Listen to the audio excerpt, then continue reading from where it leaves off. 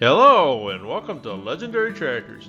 My name is Ryan, and in today's show I would like to share with you some John Deere tractors that were at the 2023 New York State Two-Cylinder Expo held in Canandaigua, New York. Specifically, we are going to talk about John Deere's little guys of their day, also known as the Dubuque tractors. We will start with the Model M and finish up with the Model 435. Along the way, I will share some specifications, production history, and list pricing on these units, and give some thoughts that I have on why these tractors are qualified to be called legendary. Before we get going, I would like to ask that if you enjoyed today's show, please take the time to like, comment, and especially subscribe to my channel, as it will allow me to bring you more content like this for your enjoyment. Be sure to check out my other videos about legendary tractors as well. Now, let's get started. Dubuque. What do you know? What do I know? I know the king was a John Deere fan. He had a 4010, but that is a legendary tractor story for another day. So let's start with Dubuque, as the tractors that we are going to talk about today were manufactured there.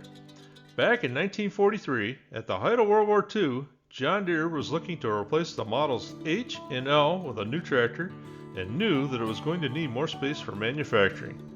At the end of 1944, the Dubuque program was announced, and in February of 1945, a site had been selected in Dubuque. Reasons for selecting Dubuque was its proximity to other Deere facilities at Moline, Waterloo, and Ottumwa, and because of excellent transportation facilities. This great-looking 1951 John Deere M is representative of the Model M's manufactured by John Deere at the Dubuque facility between 1947 and 1952. The unique thing about the Model M and all the later Dubuque tractors, or maybe we should call it a non-unique thing, is that it featured a much more typical tractor design. The engine was an inline crankshaft with vertical cylinders, like most other tractor manufacturers were producing at the time, and have produced right up until the modern day. John Deere's other models featured engines with a crankshaft that was perpendicular to the tractor transmission and had a horizontal cylinder arrangement.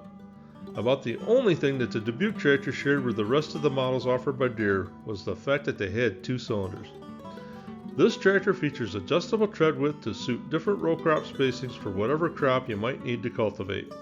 There were 45,799 tractors of this version built by Deere, and in 1952 it would set you back $1,075, which is about $12,670 in 2024.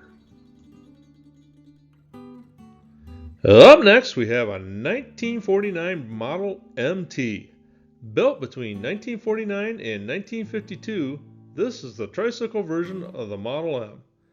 It was available with a single front wheel, dual front wheels, Roll-O-Matic dual front wheels, and just to confuse everybody, an adjustable wide front end. The MT came with 934 rear tires, whereas the M had either 8 or 9 24 rear tires, which gives the MT a taller stance than the M. Both tractors featured a 100.5 cubic inch engine that produced 18 horsepower at the drawbar and 20 at the belt pulley. Both tractors had a 4-speed transmission. Looking at the Nebraska test for both models, the two tractors pretty much put up similar numbers. The MT had a horsepower per hour per gallon rating of 10.03, which is really nothing to write home about, but gas was a whole lot cheaper back in the 50s than it is today. The MT could also pull a respectable 2,385 pounds. Operating weight for the MT was 3,183 pounds, and it could be ballasted up to 3,929 pounds.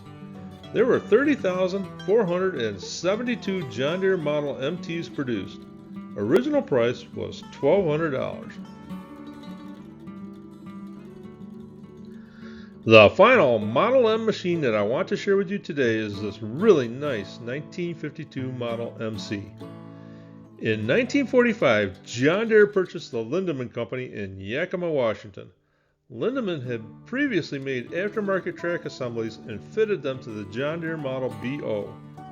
The Model MC was built from 1949 through 1952. Deere shipped incomplete Model Ms to its Yakima plant for the installation of the Lindemann design undercarriage. This arrangement would continue through the 1953 model year of the Model 40C, which essentially had the same undercarriage as the MC. In 1954, the 40 received an updated undercarriage which was installed at the Dubuque Works. This was really the beginning of John Deere's Industrial and Construction Equipment Division, which the Dubuque Works are well known for today. The MC's performance was pretty similar to the M and MT models with one huge notable exception. This thing could pull. The Nebraska test for the tractor noted a drawbar pull of 4,226 pounds compared to the 2,329 pounds for the standard M. Darn near twice the pulling power. Those tracks really allowed the machine to get the power down to the ground. There were 10,509 MCs produced by John Deere. The Model 40 was introduced in 1953 and built through 1955. This standard model pictured here arrived on the farm sometime in 1954. What do you suppose they bought with the tractor? Maybe a two-bottom plow, a set of cultivators, or maybe even a sickle bar mower. One thing is for sure, this tractor is well weighted down, so I bet they plan to do some tillage work with it. A standard 40 weighed in at 2,900 pounds and could be field weighted to 4,189 pounds. Looks to me like they have got most of those extra weights on this old girl. The engine and transmission were essentially the same as the M, but they bumped the RPMs up from 1650 on the M to 1850 and increased compression from 6 to 1 to 6.5 to 1 on the 40, which gained a few extra horsies. This here is a really nice example of a John Deere Model 40W. The W stood for wide, which meant that the tractor was capable of straddling 2 rows of crops rather than just 1 row, which is what the standard version was capable of. The introduction of the wide row tractor was one of 2 major new options introduced with the Model 40 tractors.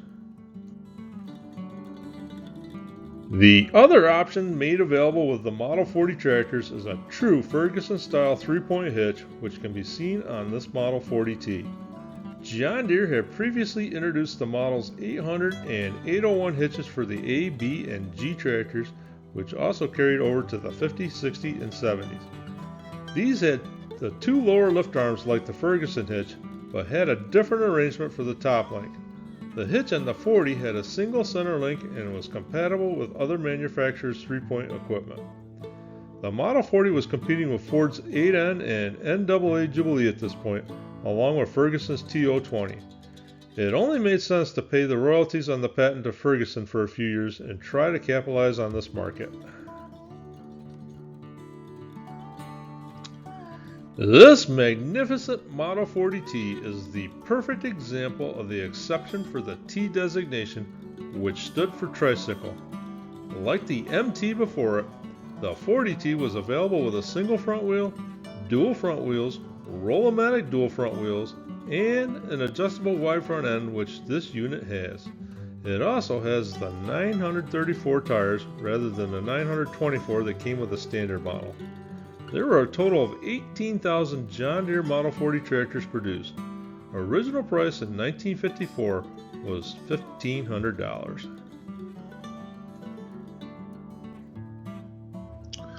John Deere built the Model 320 from 1956 to 1958. Mechanically, the Model 320 remained essentially the same as the 40. It retained the 100.5 cubic inch engine and the 4-speed transmission found in the Model M. Most of the differences between the two are the result of cosmetic styling of the radiator grille and of course the 20 series paint scheme, which included a lot more yellow over the previous John Deere series tractors. The other real notable difference is the steering wheel. On the early versions of the 320, it was vertical just like the M and the 40. To provide better ergonomics, which incidentally probably was not a word in the vocabulary of most engineers during that time, or maybe, shall we just say, improve operator comfort, John Deere angled the steering wheel at about a 35-degree slope to the operator. John Deere started with the slope steering wheel in August of 1957. There were 3,084 Model 320 John Deere tractors manufactured, and less than 500 had the slope steering wheel, which makes this tractor shown here a bit of a rarity. Original price on a Model 320 was $1,900 or $20,533.94 in 2024. That seems like a pretty good deal. List price from Deere.com on a new Model 2025R compact utility tractor, which is rated at 18 horsepower, is $21,341. I would say feature for feature, the two tractors are somewhat comparable. There was significantly less 320 models produced than the 40 and the M, as the 320 was made to fill a small tractor niche, while a larger tractor that we are about to see took on many of the jobs that the models M and 40 had previously performed. I'm not sure why, but there were not any plain Jane 420 John Deeres at this show. What was there was interesting and very special though. So let's start out talking about the typical Model 420 if there was such a thing. When you start looking into the 420, there were so many options that plain Jane would probably be considered special as well. In 1956, John Deere introduced a whole new tractor that was a little bigger than the M40 and 320 tractors. They were built at the Dubuque Works through 1958. It came in three engine choices: gasoline, all-fuel, and LP gas. All three engines were 113 cubic inches and produced 26 horsepower on the drawbar and 28 horsepower on the belt pulley. You could get them with a 4 or 5-speed transmission.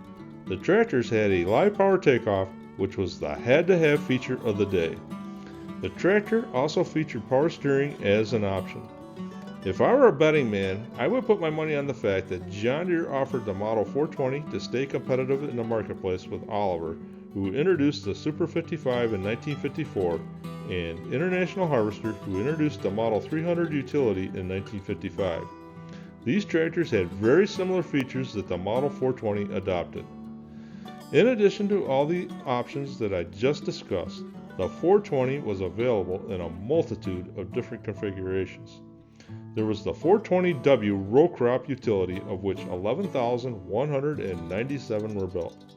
There was the Model 420T tricycle tractor, which, like the MT, 40T, and 320T, was available with a single front wheel, dual front wheels, roll-o-matic, and an adjustable wide front end. The two LP gas tractors pictured here are both 1958 tricycle units with the adjustable wide front end. Out of the 7,580 420T units produced, how many were made with the LP gas motor and the adjustable wide front end? The answer from all of you viewers should be not very many, Ryan. And to have two of them parked side by side, looking that nice after 66 years is pretty darn special. One thing that I notice about these tractors is that they have the vertical steering wheels. Like the Model 320 that we talked about previously, John Deere went to a slope steering wheel on the Model 420 in 1957. I would assume that these did not get that treatment, as there was probably too much engineering involved because of the LP gas fuel tank. There was also the 420U utility, of which there was 4,932, and the 420S standard, of which there were 3,908 units produced. And then there was the 420H high crop version. This 1957 unit is an absolute delight to gaze at. There were only 610 of these units made. How many of these survived until today? Again, the answer is not many. Finally, we have the 420i industrial tractor and the 420c crawler, of which there were 17,882 units made. The 420i and the 420c are the machines that really launched John Deere and the Dubuque Works into the construction and industrial markets. Original price for a John Deere 420 was $2,300 in 1958.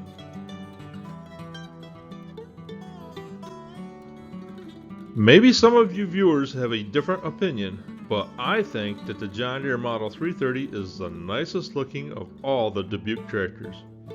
In what would be the end of the line for the tractor started by the Model M, the 330 was built from 1958 through 1960. It is also the rarest of all the Dubuque models, as only 844 of the standard models like this unit seen here were built. There were also 247 utility-style 330 tractors, which made for a total of 1,091. Other than cosmetic changes, there really are no differences between the late Model 320 with a slanted steering wheel and the Model 330. It still featured the 100.5 cubic inch engine with the 4-inch bore and 4-inch stroke, making about 21.5 belt horsepower. It also still had the 4-speed transmission that started out way back with the M. Original price for a Model 330 was $2,200 in 1960, which is about $23,213 in 2024.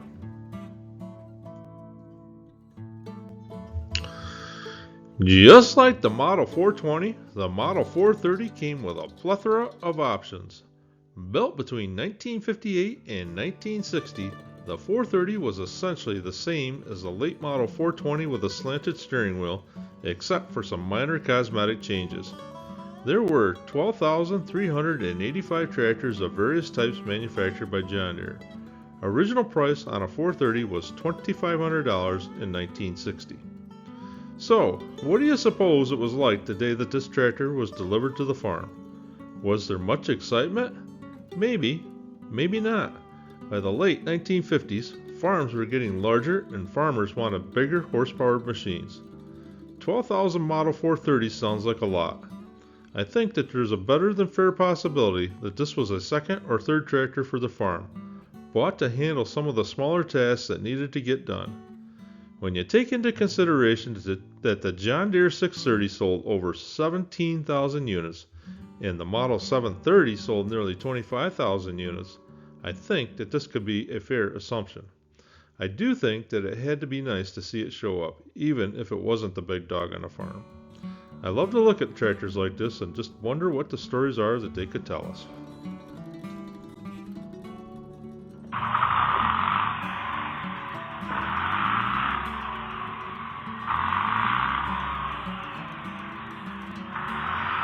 Yeah, that don't sound like no two-cylinder John Deere.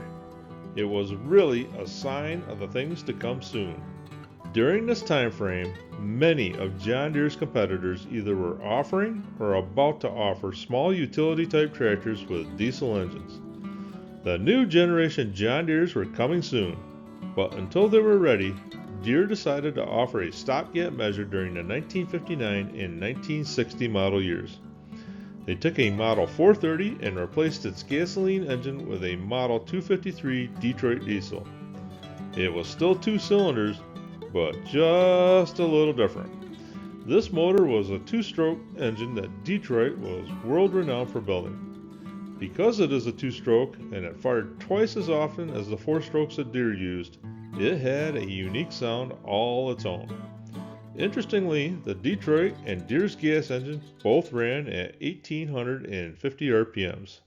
The Detroit had a compression ratio of 17:1, a displacement of 106 cubic inches, and put out 32 PTO horsepower. Unlike the 430, options were limited to the row crop utility tractor. There were 4,626 435 tractors made, and if you bought one in 1960, it cost you an even $3,000. So what makes these tractors legendary? First, let us look at durability. To borrow the old Timex slogan, they could take a licking and keep on ticking. How about performance? These tractors were pretty good performers. For their day, they were competitive with other brands when it came to fuel efficiency, and they had the power to get jobs done. How about innovation?